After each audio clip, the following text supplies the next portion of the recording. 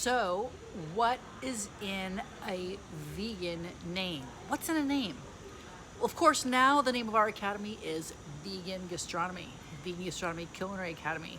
So it's big, long words, but I will let you know, many years ago, we actually had a different name. For some of you might know, if you go back way back in the archives, we actually had our school named Sabor. Sabor Vegan Culinary Academy. And Sabor means flavor in Spanish. Yes, because if we're here in Spain and we wanted to embrace the Spanish heritage and use a Spanish word of sabor, because we were so passionate, are so passionate about having flavor in our foods. You know, I just got off the phone with a student in Australia, and I was talking to her, and she asked how we got started and how we all began. And I said, you know, all of us, Manuel, Jessica, and I all have a background of food. We're all foodies, we all love food, but we all believe that there needs to have a lot of power and punch and flavor in the foods. I know Jess loves to amp up the flavors in all of her pastries, whether it be baklava or the tiramisu or any of her cheesecakes. So it's all about instilling flavor, because there's still a myth out there that I know it's rampant and I hate it. It's something that we push back against all the time. People think, oh yeah, it's all fine, it's well and good to eat vegan food or plant-based. They know it's healthy for you. They know it's good for the environment. They know it's good for animals. But they believe, and here's the error, here's the myth, here's where they get it wrong. They think if they're eating something plant-based or vegan, that they're sacrificing taste or flavor. And of course, along with that is a little bit of texture, because we know texture is the deal maker or the deal breaker. So I challenge you, and that's why we put it in our name. That's why we actually use the name flavor and in sabor to make our name years ago. And we loved it and we embraced it. We still believe that flavor is integral to our history and our mission, and something we 100% still believe. But why did we change it? Why did we change our name? Why do we go from Sabor to Vegan Gastronomy? Well, it has to do with the fact that we have a lot of English-speaking people, and that oftentimes they don't know what the word Sabor means, and they would see it because it was spelled S-A-B-O-R, and that's S-A-B-O-R. So they would see that and they would go, saber.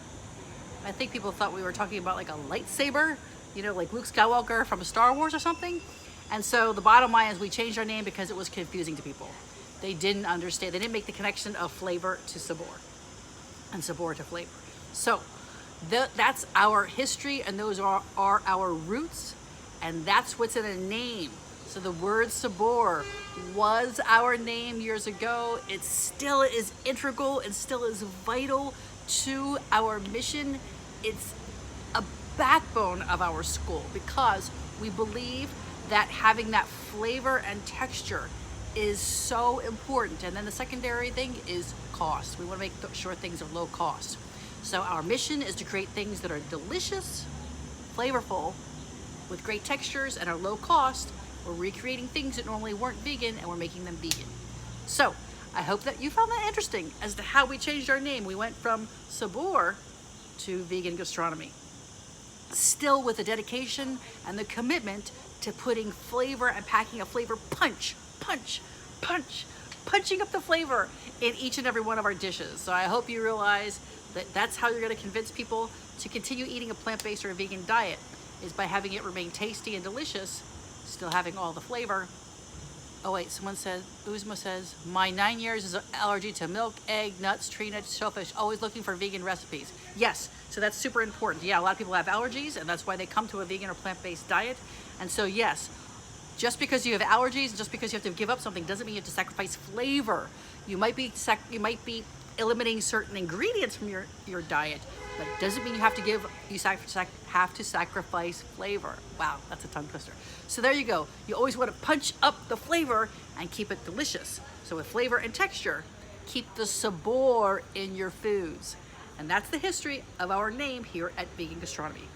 Continue back as we keep looking about the history of vegan gastronomy. I talk to you about how our school has evolved, and potentially how you could weave some of these tidbits and pieces into your own life, and how you could potentially make this a career for yourself, and you could change your life and your world day by day. So thanks for watching. See you soon.